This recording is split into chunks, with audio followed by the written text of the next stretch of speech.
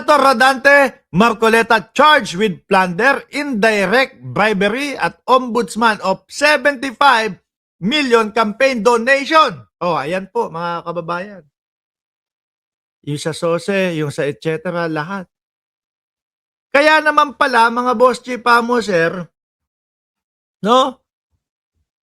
Ngaw itong si Rodante Marcoleta. Kaya pala yung mag-ama, o ano. It needs to be done now. I need to be done? Opo. Don't know soon.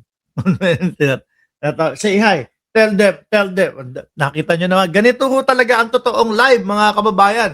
Madaming mga pasakalye at madami pong mga advertisement. O tell them that you know how to drive your bike na. I know how to drive my bike now. Oh. You know how to balance na, di ba? Okay. And where we gonna go today? Bike. Bye. O sige. Okay. I'll see you later, okay? As soon finish. Nakita nyo ho, mga kababayan. Tsaka ha, iniisip ko din baka yung, sino ba yon? Yung mag-asawa na number 1 o top doon sa mga construction company, yung mga diskaya, baka malaki din ang ambag niyan doon sa kandidatura ni Rodante Marcoleta eh. Di ba? Oh. Baka malaki din. Kaya po, sa nakikita natin, doon sa mga Senate Blue Ribbon Committee, doon sa mga pag-iimbestiga na si Rodante Marcoleta ang nangunguna, mga bossing, talaga namang gustong-gusto na maging witness itong mga diskaya. Kaso, hindi pinalado. No? Dati, yung mga DDS, mga kababayan, lagi po nila sinasabi, galit na galit doon sa mga diskaya. Kesyo daw yung mga diskaya, ganyan. Madami daw ghost project, mali-mali tayo, etc. Tapos nung nakampihan na ni Marcoleta at ramdam na nila na dapat pro sila doon sa mga diskaya, mahal na daw po nila ang mga diskaya at sinasabi ng mga uto-uto na mga ito, protect diskaya at all cost na daw po, mga bossing. Di ba? Ganan po, kaya yan po nagmumula o kung bakit nasasabi na itong mga ito ay mga uto-uto. Ngayon, di ba? Ang gusto nila, ang Senate Blue Ribbon Committee is si Pia Cayetano ho yata, mga kababayan. Wala na si Marcoleta. Ang tanong, ano po, matuloy po kaya iyan? Dahil mga boss chipamo, sir, yun pong umuugong na balita na papalitan o mapapalitan pa din itong si Alan Peter Cayetano ay buhay na buhay pa din ho, mga kababayan. Madami daw ang dismayado na mga senador sa panunungkulan bilang Senate President itong si Alan Peter Cayetano, mga bossing. At ito po ang balita dyan. Ng mga umuugong na palitan ulit ng liderato ng Senado, isinusulo na minorya sa Senado na maging bagong Senate President si Senator Win Gatchalian. Nakatutok si Von Aquino. Win Gatchalian daw ho. O, sarado mo yan, ilak mo yan ha. Baka no, isang beses kasi tumae. Anak ng putek, tapos iniwan bukas yung banyo, umalingasaw dito yung Eva. Parang yung nasa sauna na DDS. No? Na umebak. O, game. Halos 2 linggo matapos ang Senate coup na nagluklok kay Senador Alan Peter Cayetano bilang Senate President.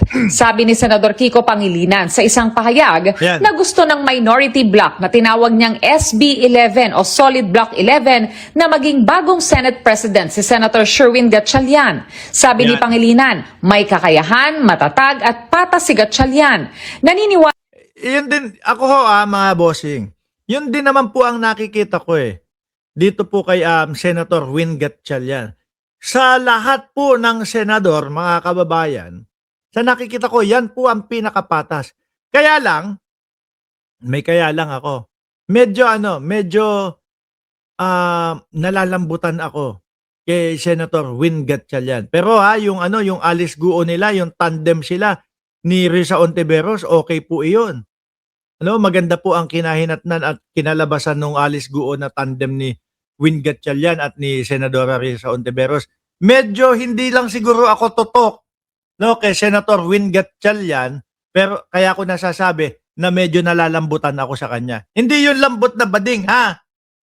Ang lambot na ibig ko sabihin ay siguro yung parang hindi yung talagang solid o talagang kamay na ano. Dapat po talaga mapalitan na din itong si Alan Peter Cayetano.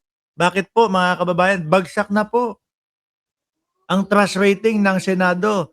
Halos wala na pong naniniwala sa Senado, mga kababayan. Wala siyang kaya ni Gatchalian na pagkaisahin ng Senado. Sinigundahan yan ni Senator J.V. Ejercito. Senator Win Gatchalian. Nako, yan. Talagang mukhang malabo na papasali bilang majority itong si Senator J.B. Ejercito. Kasi po mga kababayan si J.B. Ejercito, di ba? Nililigawan nila Peter Cayetano para maging majority leader. Kumbaga, ikaw ha, ano ka ha, wala kang desisyon ha, o sige, alukin ka namin bilang majority leader. Kaso hindi ho nakuha ng mga kasamahan ni Marcoleta, nila Marcoleta at nila Peter Cayetano. Yan ang aming sinusuportahan bilang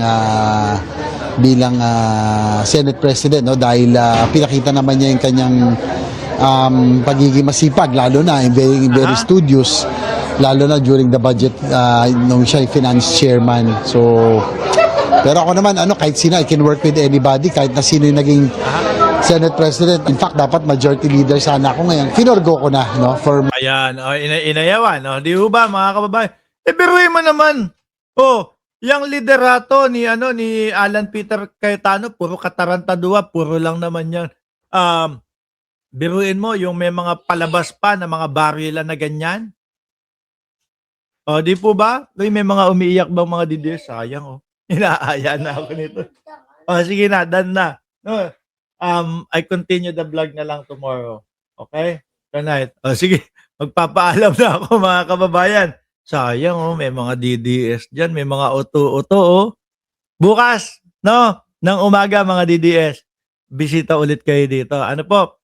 At ilabas nyo yung mga pagtatanggol ninyo. Subukan nyo ipagtanggol yung mga iniidolo ninyo, sila Bato de la Rosa, sila Sara Duterte. Tapos sabihin nyo ulit sa akin na, Mark, puro ka naman puro ka naman ICC. Ganun sabihin nyo. Kasi ganun din yung sinabi nyo dati kay dating Pangulong Duterte na puro ako ICC. Ayun, yung tatay ninyo nando sa Oblo hanggang ngayon.